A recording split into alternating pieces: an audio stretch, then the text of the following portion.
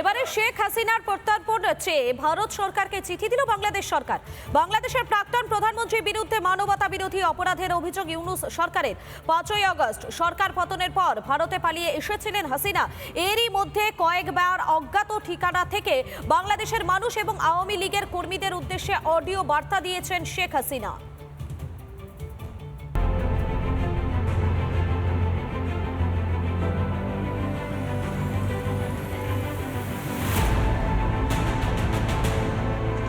কোথায় আছেন শেখ হাসিনা?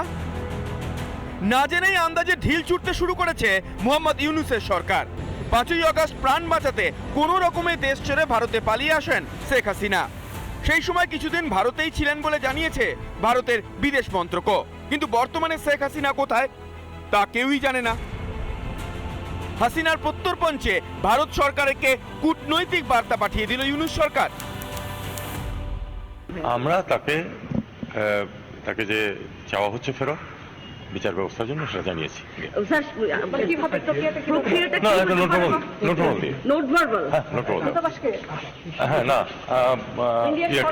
ভারত সরকারকে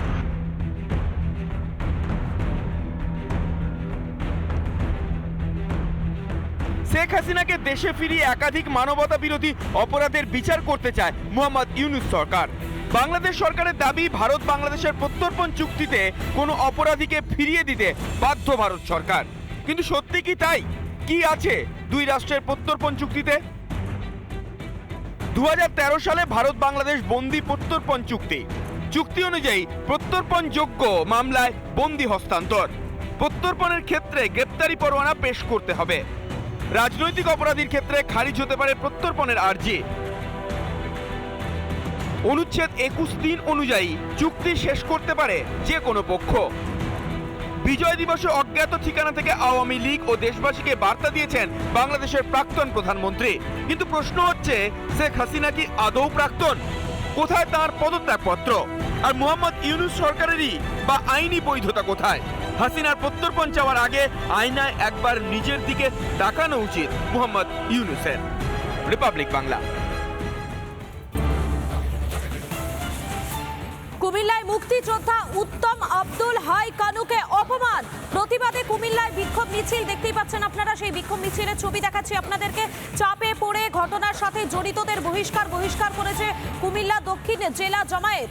আরও একবার জানাই আপনাদেরকে, কুমিল্লায় মুক্তিযোদ্ধা উত্তম আব্দুল হাই কানুকে অপমান এবং সেই অপমানের প্রতিবাদে কুমিল্লায় বিক্ষোভ। দুটো ছবি দেখাচ্ছি। একদিকে দেখুন কুমিল্লায় মুক্তিযোদ্ধা, তাকে কার্যত গতকালকে আমরা দেখিয়েছিলাম আপনাদেরকে সেই ছবি।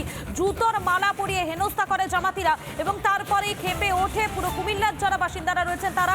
প্রতিবাদে সেখানে বিক্ষোভ মিছিল পর্যন্ত তারা বের করেন এবং চাপে পড়ে ঘটনার সাথে জড়িতদের বহিষ্কার করেছে কুমিল্লা দক্ষিণ জেলা জামায়াত।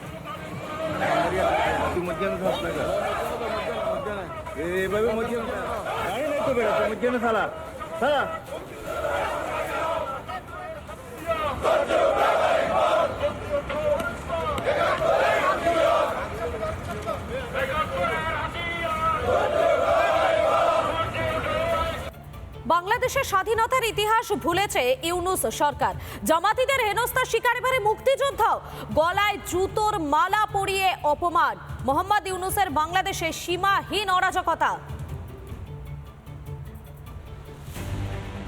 মুক্তিযোদ্ধাদের রক্তে মোড়ানো ওপার বাংলার স্বাধীনতার ইতিহাস। ইউনূসের শাসনকালে সেই মুক্তিযোদ্ধাদেরই অপমান। অস্বীতিপর মুক্তিযোদ্ধা আব্দুল হাই কানুর গলায় জুতোর মালা পরিয়ে হেনস্থা জামাতিদের। সোশ্যাল মিডিয়ায় হেনস্থার ভিডিও ভাইরাল হতেই বিশ্বজুড়ে নিন্দা তীব্র। এমনকি এলাকা ছাড়তে জোর দেওয়া হয় মুক্তিযোদ্ধা আব্দুল হাই কানুকে।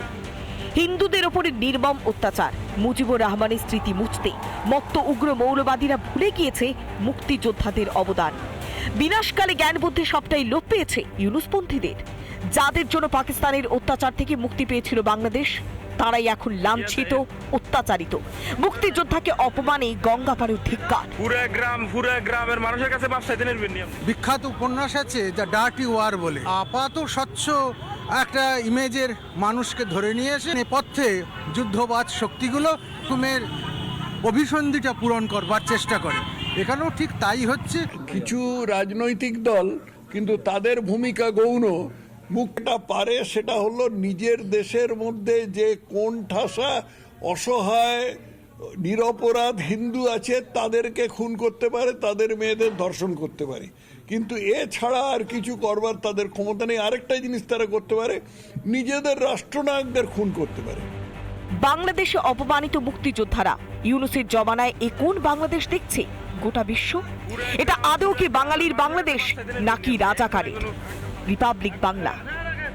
এবার মায়ানমারের মান্দালয়ে হামলা বিদ্রোহীদের, ফের একটি এলাকা হাতছাড়া হওয়ার পথে জুন্টা প্রশাসনের। মায়ানমারে বিদ্রোহীদের দাপট শুরু হতেই আতঙ্ক বাড়ছে ইউনূসেরও। শেষ 2 মাসে বাংলাদেশে অনুপ্রবেশ 60,000 রোহিঙ্গার। অরাজকতার বাংলাদেশে রোহিঙ্গার ঢল আটকাতে পারবে ইউনূস প্রশাসন?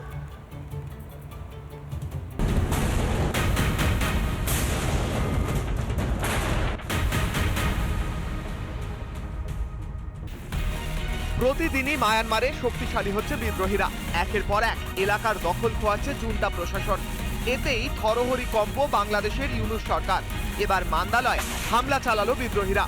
জুন্টা বাহিনীর নিয়ন্ত্রণে ছিল মান্দালয় এলাকা। যে কোনো সময় মান্দালয় হাতছাড়া হতে পারে জুন্টার। একদিকে রাখাইন প্রদেশে আরাকান আর্মি, অন্যদিকে চীন প্রদেশে চীন ন্যাশনাল আর্মি। ইতিমধ্যে চট্টগ্রামের 2 প্রান্ত বিদ্রোহীদের দখলে চলে গিয়েছে। আরাকান আর্মির ভয় দেশ ছাড়ছে রোহিঙ্গারা।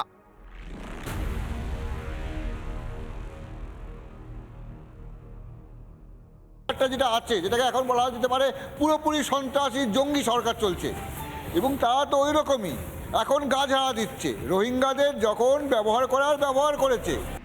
শেষ 2 মাসে বাংলাদেশে 60,000 রোহিঙ্গার অনুপ্রবেশ ঘটেছে। রাখাইন প্রদেশ আরাকান আর্মির দখলে যাওয়ার পরই অনুপ্রবেশ শুরু। সীমান্তে নজরদারির অভাবে বাংলাদেশে ঢুকছে রোহিঙ্গারা। অনুপ্রবেশ রুখতে ব্যর্থ ইউনূস সরকার। পরিস্থিতি কখনো কখনো এমন দাঁড়ায় যে আপনাদের কিছু করার থাকে না। সেরকম পরিস্থিতিতে আমরা এই 60,000কে ঢুকতে দিয়েছি ফর্মালি যে দিয়েছি তাও না, তারা বিভিন্ন পথে ঢুকে গেছেন। এবং আরেকটি কথা আমাদেরকে মনে রাখতে হবে যে প্রচুর দুর্নীতি আছে বর্ডারে, এটা সত্যি কথা। দেশের বেহাল অর্থনীতি, শান্তিতে নোবেলজয়ী ইউনূসের আমলে বাংলাদেশ জুড়ে শুধুই অশান্তি। এই পরিস্থিতিতে রোহিঙ্গাদের আশ্রয় না দেওয়ার সিদ্ধান্ত ইউনূসের। এভাবে কি পার পাবেন মোহাম্মদ ইউনূস? মায়ানমারের বিদ্রোহীরা যত শক্তিশালী হচ্ছে ততই কি কোণঠাসা হচ্ছে ইউনূস? রিপাবলিক বাংলা। নানা ধরনের কন্টেন্ট দেখার জন্য লাইক করুন, শেয়ার করুন আমাদের ফেসবুক পেজ, সাবস্ক্রাইব করুন আমাদের ইউটিউব চ্যানেল। পাশাপাশি অন্যান্য ব্রেকিং নিউজের জন্য অবশ্যই চোখ রাখুন রিপাবলিক বাংলায়।